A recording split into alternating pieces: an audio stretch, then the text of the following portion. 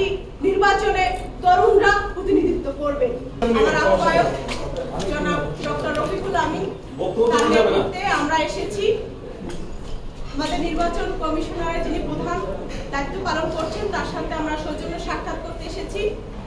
আমরা আমাদের দলীয় বিষয় এবং আগামী নির্বাচনে বিভিন্ন বিষয় তার সাথে আমরা আলাপ আলোচনা করেছি এবং সামনে নির্বাচনে আমাদের দলের প্রস্তুতি এবং আমরা কেমন নির্বাচন দেখতে চাই সেই বিষয়টি নিয়ে তাদের সাথে আমরা আলাপ আলোচনা করেছি। তিনি আমাদেরকে আশ্বস্ত করেছেন আগামী নির্বাচনে বাংলাদেশের প্রতিটি মানুষ নিরাপদে ভোট কেন্দ্রে যেতে পারবেন এবং গত 16টি বছর ধরে যারা ভোটার অধিকার থেকে বঞ্চিত হয়েছেন তারা ভোট প্রয়োগে এইবার স্বাধীনভাবে মত প্রকাশে তারা একটি ইতিহাস তৈরি করবে এবং সেই জায়গা থেকে আমরা যারা তরুণ, আমরা যারা এই জুলাই আগস্টের সম্মুখ সারির নেতৃত্ব দিয়েছি, যোদ্ধা হিসেবে কাজ করেছি, আমাদের একটি স্বপ্নের বাংলাদেশ যেটি স্বাধীনতার 50 বছর পরেও আমরা সেই সুযোগ পাইনি, যেটি আজকে সেই সুযোগটি তৈরি হয়েছে।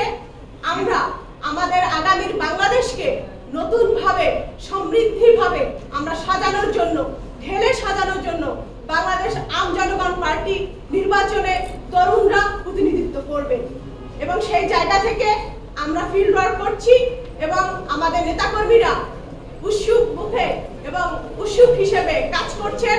আগামী নির্বাচনে তারা প্রতিদ্বন্দ্বিতা করবেন এবং ভোট প্রয়োগে তারা তাদের সেই নির্বাচনে তাদের যে ভূমিকা, তরুণদের সেই ভূমিকা রাখার ক্ষেত্রে তারা সেটি স্বতঃস্ফূর্তভাবে অংশগ্রহণ করবে বলে আশা রাখছি। প্রিয় বন্ধুগণ, আপনারা জানেন 5ই আগস্টের পরে গণঅভ্যুত্থানের মধ্য দিয়ে আমাদের রাজনৈতিক ভাবে যে বিপ্লব তৈরি হয়েছে, সেই পলিটিক্যাল রেভলিউশনের ফলে অনেক নতুন রাজনৈতিক দলের আত্মপ্রকাশ হয়েছে। আমাদের 17 এপ্রিল আমাদের রাজনৈতিক দলের আত্মপ্রকাশ হয়েছে এবং তার পরবর্তীতে আমরা নিবন্ধনের জন্য নির্বাচন কমিশনারের যে রিকোয়ারমেন্ট ছিল সেটি আমরা ফুলফিল করার জন্য মাঠ পর্যায়ে কাজ করেছি এবং আমরা বিশ্বাস করি এখানে আমাদের দলের নিবন্ধনের মাধ্যমে, নিবন্ধন দেওয়ার মাধ্যমে গণতন্ত্র চর্চা করার সেই সুযোগ আমাদের করে দিবে।